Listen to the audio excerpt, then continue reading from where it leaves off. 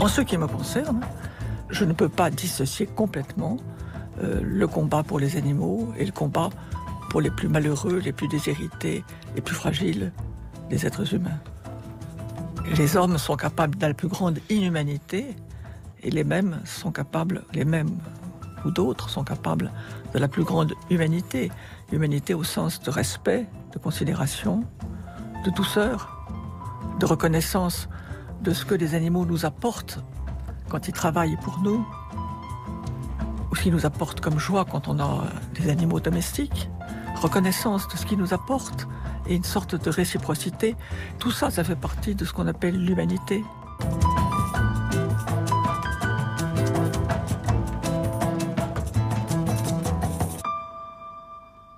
La cause animale, un défi démocratique majeur pour Elisabeth de Fontenay qui rejoint ici notre invitée. Dans l'actualité des idées aujourd'hui, comment mieux nous considérer avec la philosophe Corinne Pelluchon, professeure à l'université Paris-Est Marne-la-Vallée, auteure dernièrement de Les nourritures, philosophie du corps politique au seuil et d'un manifeste animaliste, Politiser la cause animale chez Alma Éditeur. En fil conducteur de son œuvre, une philosophie du rapport à l'autre, c'est en se pensant autrement comme individu qu'on peut repenser un nouveau contrat social, accepter l'altérité animale, évoluer dans un environnement commun. Elle dit s'intéresser aux phénomènes qui échappent à notre maîtrise, comme la douleur, la fatigue, le vieillissement, la mort.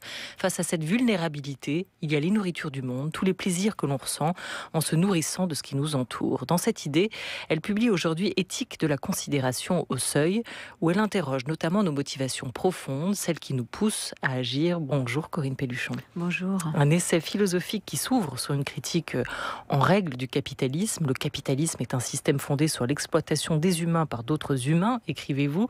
Si le capitalisme est si néfaste, pourquoi, d'après vous, n'est-il jamais remis en cause aujourd'hui encore? Pourquoi continue-t-il à être pour beaucoup le seul système possible? Alors c'est vrai, j'ai employé le mot capitalisme, mais rarement dans cet essai et de manière générale, car c'est un terme un peu surdéterminé et qui nous plonge tout de suite dans l'idéologie. En philosophie, il faut quand même dépasser cela.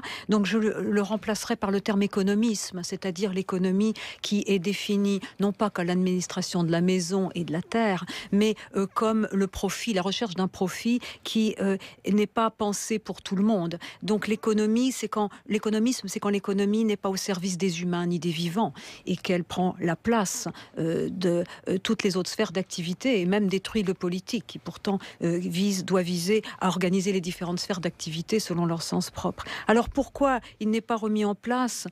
Pour deux raisons. La première, c'est parce que nous sommes habitués peut-être à considérer que justement les choses ont une valeur marchande, instrumentale, et nous n'avons pas forcément les ressources intérieures pour résister à cette manière de penser qui s'infiltre, qui s'insinue dans nos esprits. La deuxième, c'est qu'il s'agit, à côté de ce processus d'individuation, d'émancipation dont nous parlerons et qui est au centre de ce livre, d'un volontarisme politique pour justement que le politique affirme sa place et réorganise les différentes sphères d'activité en fonction de la valeur des êtres impliqués et du sens des activités. Et en disant cela, je pointe la nécessité d'organiser le travail en fonction des différentes activités. Et c'est le capitalisme comme un visage d'un mal un peu plus grand que vous appelez donc l'économisme. Aujourd'hui, c'est économisme contre humanisme, c'est-à-dire la seule manière de neutraliser cet économisme, c'est de réaffirmer ou de repenser l'humanisme. De toute façon, l'idée c'est que les institutions sont nécessaires, l'éducation aussi bien sûr, mais que sans les ressources intérieures des individus, sans l'appel aux individus qui affirment leur capacité d'agir, eh bien nous ne pourrons pas, par exemple, opérer la transition environnementale que pourtant beaucoup, voire tout le monde appelle de ses voeux. Nous ne pourrons pas non plus peser de manière sage sur les gouvernements afin que justement ils reconvertissent l'économie pour qu'elle soit mise au service des humains. Donc il y a l'accent ici n'est pas seulement sur les prescriptions morales, les normes, mais sur les conditions d'une transformation intérieure qui permet justement aux individus d'intégrer dans leur intérêt propre aussi l'intérêt des autres, à la fois humain et non humain. Dans cet essai éthique de la considération, vous commencez par une sorte d'état du monde, où en sommes-nous? Est-ce que pour vous aujourd'hui, on n'a jamais été aussi mal, ou est-ce que quand même vous-même, vous voyez dans la situation actuelle poindre, germer quelques signaux positifs pour vous? Eh bien, les deux. Je dirais qu'il y a actuellement une forme décomplexée de nihilisme, avec l'idée que rien ne vaut, que tout est mis au même rang, que les êtres s'enferment dans ce que Hannah Arendt appelait la désolation, c'est-à-dire se sentent comme des forces de production et de consommation, et que le rapport au monde commun est brisé, et que donc justement cette expérience de la désubjectivation les rend très vulnérables à des passions tristes, pas seulement le ressentiment, mais le triomphe du nous contre vous, l'adhésion parfois à des idéologies extrémistes, le racisme, et puis tout simplement le fait qu'ils n'ont pas cette résistance et ressources intérieures pour justement pousser les politiques à nous mettre sur une trajectoire visant plus de justice et de paix. Donc ça, c'est vraiment, donc à la fois il y a cet âge de la désolation qui en plus est tout à fait importante parce que nous sommes après les utopies politiques et que justement les êtres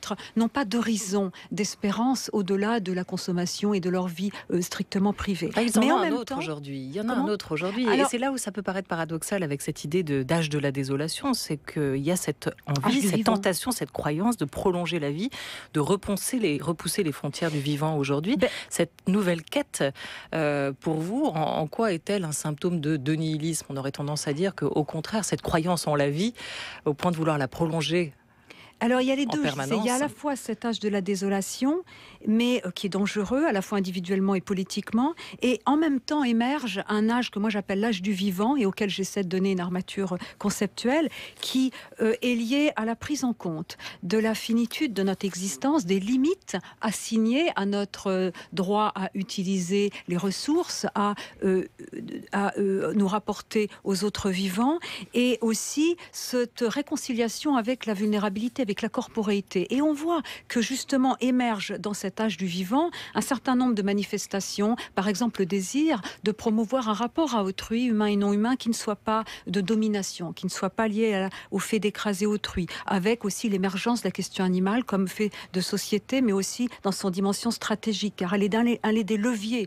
d'une proposition pour une autre société, une autre organisation sociale et politique. Et puis la cause environnementale et l'écologie n'est pas un îlot éthique, il implique justement cette reconversion de l'économie et cette sagesse de l'habitation de la Terre, où l'humain prend conscience justement de ses limites et de son appartenance à un monde plus grand que lui, qui vient avant lui, qui est né avant lui, qui, j'espère, durera après lui. Il s'agit de transmettre cela. Et ça, justement, moi, j'essaie de donner une armature conceptuelle à cet âge du vivant, de l'accompagner. Et je crois que moi, la clé de tout ça, c'est ce que j'appelle la considération, qui est liée justement à la prise en compte du fait que non seulement je ne suis pas seule au monde, je ne suis pas un empire dans un empire, mais je suis aussi reliée au monde commun qui m'accueille à ma naissance, survivra à ma mort individuelle et est fait des générations passées, présentes, futures, mais aussi du patrimoine naturel et culturel et de toutes les institutions aussi qu'il s'agit parfois de préserver afin de transmettre un certain type de société. Et on voit que cela, ça suppose à la fois une organisation politique que je détaille, mais aussi ça suppose d'équiper psychiquement les individus pour qu'ils puissent justement nourrir les institutions démocratiques et cet espoir d'une transition écologique et d'une promotion d'un modèle de développement différent. Alors avant d'en venir au remède que serait cette éthique de la considération, peut-être une question d'Antoine Mercier sur ce constat que vous faites ici, Corinne Pelluchon. Je voudrais relier donc cette éthique avec ce que vous avez appelé tout à l'heure l'économisme. Est-ce que vous avez le sentiment qu'aujourd'hui le capitalisme, donc ou l'économisme, est en mesure de, entre guillemets, récupérer ou tenir compte de cette éthique de la considération? Est-ce qu'il y a une compatibilité entre cette lutte qu'organise l'économie et les principes que vous venez de définir éthiques, ou est-ce qu'au contraire, il va falloir sortir politiquement de cette situation pour précisément arriver à l'état que vous souhaitez pour l'organisation de la société? Alors, le livre n'est pas tout entier consacré à l'économisme. Non, mais je pense que c'est important parce que... Bien sûr, c'est tout à fait important, je vais vous répondre. Mais je voulais juste dire, pour les personnes qui nous écoutent, que c'est un livre plutôt d'une éthique comme transformation de soi, d'une éthique qu'on appelle anciennement l'éthique des vertus. Quels traits moraux, quelles représentations et affects permettent justement de faire que l'individu ait du plaisir à changer ses styles de vie et puisse aussi participer à la promotion de manière collective d'un autre modèle de développement. Vous voyez que je suis dans la transition et dans la reconstruction et pas dans une posture de dénonciation. Néanmoins, il est vrai qu'il y a des risques, il y a des dangers. L'économisme, qui est un vilain mot, puisque c'est vraiment péjoratif, puisque ça ne veut pas dire que je sois contre l'économie de marché ni contre la prospérité économique. Mais l'économisme, c'est vraiment cette manière, encore une fois, qui s'est infiltrée même dans le cœur des individus, cette manière de penser que le profit, pas la richesse, mais le profit de quelques-uns domine et pousse à exploiter sans limite les autres vivants, les autres humains et les ressources de la terre, voire les nourritures, en perdant la dimension esthétique des paysages, en perdant la valeur des êtres impliqués dans nos activités, en gommant la spécificité des activités, en réduisant par exemple l'agriculture ou l'élevage à une industrie, en organisant le travail de telle sorte que le soin en psychiatrie, en médecine n'est plus possible dans sa qualité, sauf quand les êtres justement créent des poches de résistance dans certains hôpitaux, etc. Mais voyez, donc il y a tout cela et je crois que ça crée une sorte d'idéologie à la fois fragile mais qui est comme un colosse au pied d'argile. Un colosse parce qu'il s'infiltre partout, il est vu comme un réalisme politique, et au pied d'argile car il est fondé sur une homogénéisation du réel qui ne résiste pas à l'examen des différentes activités et qui ne résiste pas à un examen un peu clair de ce à quoi nous tenons. Donc justement, c'est pourquoi, pour démanteler justement cette organisation aberrante dont on voit bien toutes les contre-productivités sociales, environnementales, par exemple dans l'élevage industriel, et la violence qui est derrière, et le fait que les individus dans ce système-là se déshumanisent, sont obligés de se cliver, de dissocier leurs raisons, leurs émotions, de considérer qu'ils ne peuvent rien. Ils sont eux-mêmes convaincus d'être de trop, d'être inutiles, d'être des pions anonymes. Et c'est ça, cette désolation qui conduit à collaborer à un système qui ne rend personne heureux. Donc pour en sortir, il ne s'agit pas d'attendre de chanter la révolution ou d'attendre le grand soir. Il s'agit à la fois de travailler soi-même à montrer comment chacun peut, alors que nous sommes seuls et sans excuses, sans recettes venues de l'au-delà, ni de tradition, mais nous pouvons néanmoins, en suivant un certain nombre d'étapes, élargir notre champ d'horizon, intégrer les intérêts des autres humains et des autres vivants, et penser le sujet et penser la subjectivité. Il y a dans toute crise, et dans l'économisme, dans la crise écologique, une dimension bien sûr économique et politique, mais aussi une dimension qu'on appellerait, avec ce mot valise, mais néanmoins important, spirituelle, morale, mais aussi spirituelle. Pas seulement liée à des injonctions morales et des prescriptions qui saturent l'espace social, mais à ce que nous sommes, à l'expérience de la subjectivité et le rapport au corps, le rapport au monde commun, à la nature, dont je fais partie, et le rapport aussi, ce qui était suggéré tout à l'heure par Elisabeth de Fontenay, que je salue et que j'admire, et bien ce rapport aux animaux qui touche le sensible, le sentir, dans la dimension pathique et archaïque, et bien, est quelque chose qui est important dans l'éducation morale, qui n'est donc pas seulement lié à la rationalité, à des injonctions morales, à des normes, mais aussi à tout ce qui fait qu'un individu ne trahit pas son sens moral. Alors avant d'en venir au sacré, puisque vous parlez aussi dans cet essai de foi et de transcendance, j'aimerais qu'on en vienne à la cité, la transcendance. Pourquoi une meilleure considération de soi ne peut advenir que par une réhabilitation du politique, Corinne Pelluchon, puisqu'on quitte maintenant l'économie et l'économisme? Alors, je dirais que c'est presque le contraire. C'est que la réhabilitation du politique suppose que l'individu, change ses manières d'être. Et cela a été dit chez les anciens, chez Platon, qui fait toujours le lien entre les régimes politiques et les caractères et les biens que nous chérissons. Si nous chérissons l'argent ou les honneurs, eh bien, nous avons tendance à être envieux, à trouver que les autres en ont trop et nous pas assez. Si nous chérissons la vérité et la justice, nous sommes contents que les autres en aient encore plus que nous. De même, il y a aussi, ce que j'ajoute, l'idée d'un processus d'élargissement, vous voyez, pas seulement d'autosubjectivation pour voir son autonomie morale, à quel bien tiens-tu, mais aussi d'individuation qui implique un élargissement de sa sphère d'intérêt. Et en fait, la considération tient en une formule, si je puis dire. Vivre, c'est vivre deux, je l'avais dit, avec les nourritures. Quand on mange, on respire, on cohabite toujours, on se nourrit de choses et on cohabite toujours avec les autres humains et non humains. Vivre deux, c'est vivre avec et c'est vivre pour. C'est-à-dire qu'il y a un horizon à ma vie individuelle. Je vis pour moi, mais aussi par rapport à ce que je fais dans le monde commun. Je vis pour moi, mais aussi dans la mesure où où je suis en étant né, j'ai le trouble de plusieurs existences derrière la mienne, il y a ce monde commun qui m'accueille à ma naissance, qui me nourrit, et justement ce que je suis, eh bien ce que je fais dépend aussi de la manière dont je m'inscris, de je pense possible la transmission du monde commun. Et cela suppose une certaine force pour les individus, mais aussi ça suppose une organisation politique qui n'empêche pas toute spontanéité, qui ne déshumanise pas, qui n'est pas fondée sur la domination totale, convainquant chacun qu'il est de trop ou qu'il n'est rien.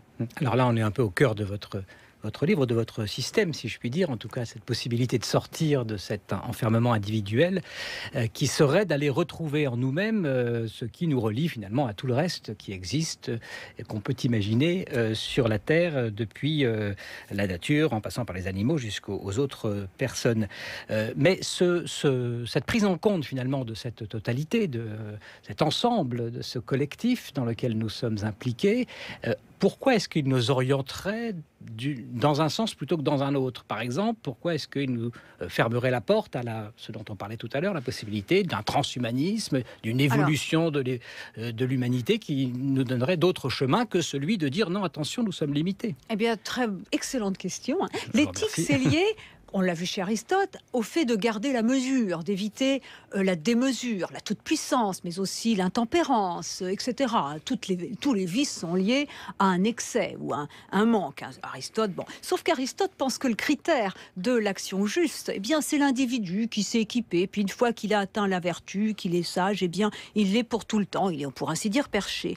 Moi, je pense, et je reprends ça aux chrétiens, notamment à Bernard de Clairvaux, qui parle de considération, dans un texte que je cite, eh bien, je reprends deux choses qui n'ont pas pensé les anciens. Premièrement, l'humilité, non pas comme vertu, mais comme ce qui prépare le terrain et me rappelle non seulement mes failles, ma faillibilité, mais aussi ma condition charnelle, et engendré, le fait que je ne me suis pas donnée à l'existence toute seule, et aussi que j'ai été un nouveau-né, c'est-à-dire quelqu'un qui doit tant aux autres, et qui a besoin d'une organisation politique rendant possible justement l'éclosion d'un certain nombre d'aptitudes. Et l'humilité qui est aussi, ça vient d'Humus, terre, rappelle-toi que tu es né d'une femme, que tu étais au départ un tout petit bambin, donc quelle que soit ta fonction sociale. L'humilité étant une expérience difficile où on traverse un certain nombre de choses négatives et ses failles, mais aussi et surtout, et c'est ce que j'apporte ici dans ce livre, ce que j'appelle la transdescendance. Alors, vous parliez tout à l'heure de transcendance, il y a deux manières de parler de la transcendance. Il y a la transascendance, disait Jean Val, c'est-à-dire le mouvement de contemplation vers Dieu, et c'est ce à quoi se réfère Bernard de Clairvaux, qui pense que le rapport à Dieu seul peut donner une assise et donner le sens des limites. Et il y a ce qu'on appelle la transdescendance, c'est-à-dire non pas une ascension vers l'au-delà, mais le fait d'approfondir la connaissance de soi-même comme être charnel, et j'en décris les étapes, qui permet de faire que la conscience de mon appartenance au monde vivant et de ma proximité avec les autres êtres, humains et non humains, devient un savoir vécu qui change non seulement mes représentations, mais aussi ma manière de percevoir le monde et de sentir, ce qui fait que je n'ai plus envie de dominer, d'écraser autrui, ce qui fait que je n'ai pas envie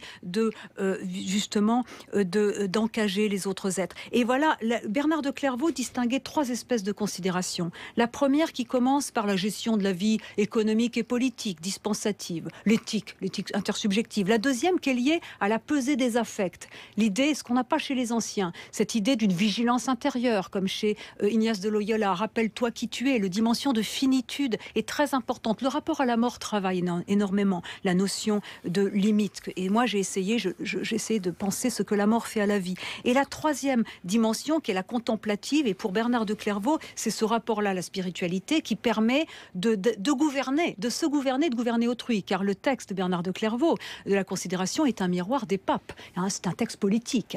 Eh bien moi, qui suis philosophe politique, qui n'oublie jamais la dimension politique des choses, et où la considération culmine dans l'action et l'engagement en faveur du monde commun, eh bien j'essaie de montrer que pour se gouverner, pour vivre, je ne dis pas bien, mais pour ne pas faire trop de mal et pour participer à cette œuvre collective qui est un défi de transition écologique, d'un autre modèle de développement, parce que pour moi, on ne peut pas continuer à vivre comme nous le vivons. Eh bien, au niveau économique et tout ça, il faut justement ce rapport-là. Alors, je vous cite simplement sur ce point. Pour nous, il s'agit du monde commun, dont vous vous opposez à Bernard de Clairvaux, composé de l'ensemble des générations et des vivants. Il est comme une transcendance dans l'immanence et implique la compréhension du lien nous unissant aux autres êtres. Transcendance dans l'immanence, est-ce que ça veut dire que c'est un panthéisme ? votre système? Très bonne Est-ce que c'est pas question. plus près de Spinoza que de Lévinas que Alors vous citez c'est souvent? très intéressant. Non, ce n'est pas un panthéisme mais c'est vraiment une bonne question Je vous qu'il faut remercie, toujours Madame que je la me professeure. pose. Non, mais parce qu'effectivement, on pourrait croire en parlant comme cela que j'adhère à une sorte de holisme, une fusion dans le tout.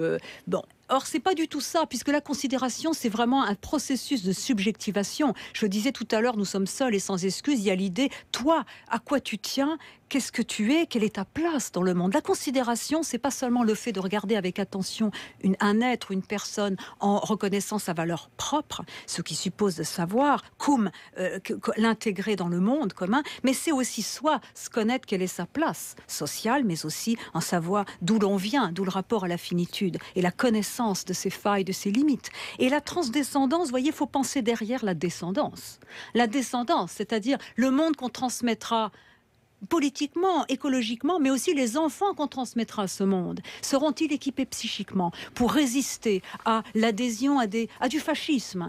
Quelle éducation morale permettrait d'équiper les êtres, pas seulement intellectuellement pour être des cerveaux sur pattes, mais moralement, psychiquement, pour justement avoir du plaisir à réduire leur consommation de produits animaliers, à changer les modes de vie, à résister aussi à quand même des formes extrêmement brutales en politique et à ce triomphe du doux contre vous qui quand même est aujourd'hui émergent dans en Europe et ailleurs. C'est quoi le doux contre vous? Le nous contre vous, le nous c'est contre le vous, nous contre vous. Hein, c'est un peu aujourd'hui les crispations identitaires qui sont liées là aussi, parce qu'on parle souvent d'individualisme, mais moi je crois que l'individualisme n'est pas l'expression d'un naturel psychologique, bon, sauf pour certains êtres vraiment qui ne sont pas nés heureux.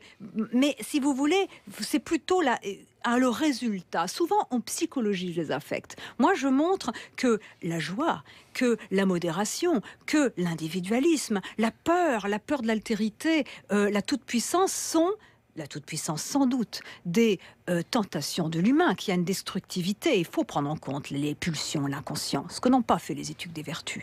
Mais ce n'est pas des fatalités, c'est produit par un ensemble de représentations sur le rapport du soi au tout, sur la subjectivité. C'est lié aussi à ce que dans notre société, avec la rationalité technoscientifique, nous sommes souvent amputés de cette dimension primitive et archétypale de notre être, avec le rapport au corps, qui est souvent extrêmement malmené ou caricaturé, cette dimension de l'infrarationnel que la rationalité souvent a caricaturé, et voilà, et tout ça, et puis l'accès au symbolique qui permet à des êtres d'interpréter le monde au lieu de recevoir sa violence. Cette éthique de la considération, vous arrivez à vous l'appliquer, à vous, Corinne Pelluchon, vous considérez dans les termes que vous venez de définir?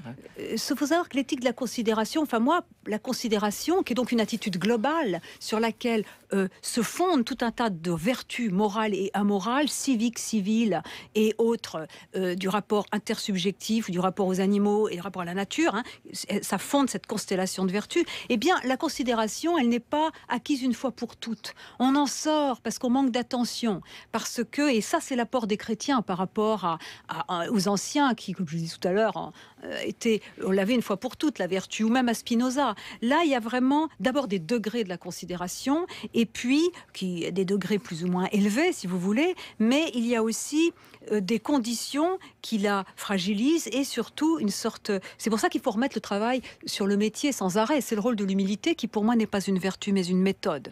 Mais il y a quand même... Moi, j'ai fait l'expérience de la transdescendance, au sens où, justement, sans doute avant d'avoir me saisir de ce mot, en raison peut-être de la rapport à la mort ou de tout ce que j'ai fait précédemment en éthique médicale, ou le rapport aux animaux, qui est l'expérience aussi, une expérience qui se situe sur le plan du pathique, où je ne suis pas ni professeur, ni appartenant à telle ou telle espèce. Il y a dans la pitié une identification pré-réflexive et pré-rationnelle à tout être sentant qui souffre, et il y a quelque chose... Les animaux sont nos professeurs d'altérité, ça a été dit, enfin, encore une fois suggéré par Elisabeth de Fontenay, et je partage tout à fait cette manière qu'elle a de parler des animaux de compagnie et de tout ce qu'ils nous apprennent. Mais voilà, il y a transdescendance, c'est cette idée que ma corporéité, et là encore le rapport à la mort, ce que la mort fait à la vie est tout à fait essentiel. Pourquoi la mort n'est pas un rapport d'anticipation, de possibilité de mon impossibilité, mais plutôt une aporie, une énigme, mais qui n'est pas seulement une borne, mais qui ouvre à un autre rapport au monde. pour mettre en pratique cette éthique de la considération que vous appelez de vos voeux, comment faut-il se comporter? Quel regard faudrait-il porter sur les autres? On a déjà trouvé un certain nombre ou apporté un certain nombre de réponses à vos yeux. Corinne Pelluchon, philosophe, est notre invitée pour Éthique de la considération qui paraît au Seuil. Il est 13h22 sur France Culture.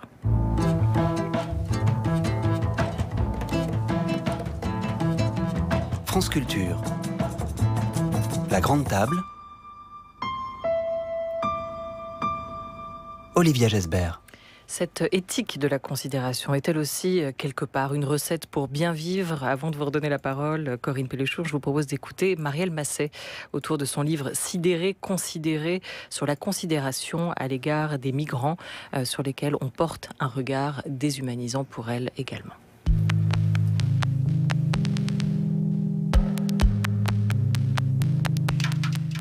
C'est ce trajet affectif, intellectuel ou politique à l'intérieur de chacun qui permet de passer de la sidération à la considération.